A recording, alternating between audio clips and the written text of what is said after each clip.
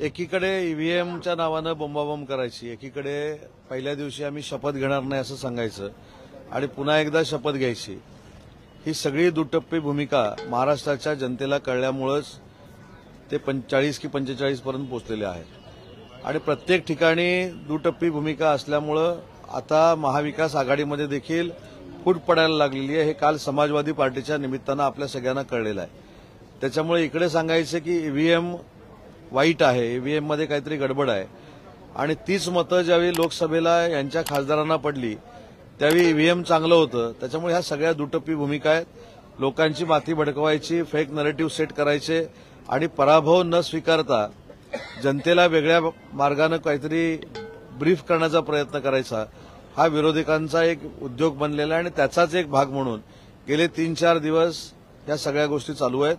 शपथविधी काल जरी झाला नसला तरी आमदारकीची शपथ ते आज घेतील याची आपण अपेक्षा करूया आणि आज पुन्हा एकदा महाराष्ट्राच्या जनतेला कळेल की काल घेतलेली भूमिका ही आज त्यांची कशी बदललेली आहे।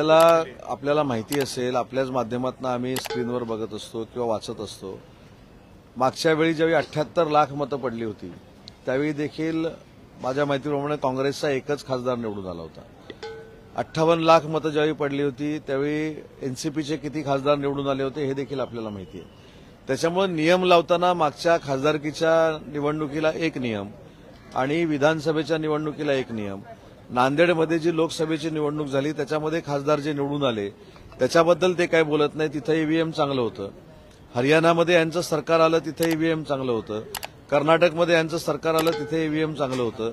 सुप्रीम कोर्टामध्ये ज्यावेळी पिटिशन दाखल केलं गेलं तेव्हा सुप्रीम कोर्टाने स्पष्ट असं म्हटलंय की ज्या ठिकाणी निकाल फेव्हरेबल लागतात तिथलं ईव्हीएम चांगलं आहे आणि ज्या ठिकाणी ईव्हीएमवरनं निकाल आपल्या विरोधात जातात त्यावेळी तिथे ईव्हीएम मशीनमध्ये काहीतरी गडबड आहे अशी शंका कायमस्वरूपी उपस्थित केली जाते आणि पिटिशन माझ्या माहितीप्रमाणे 1 दिवसामध्ये ती नाकारण्यात आलेली आहे।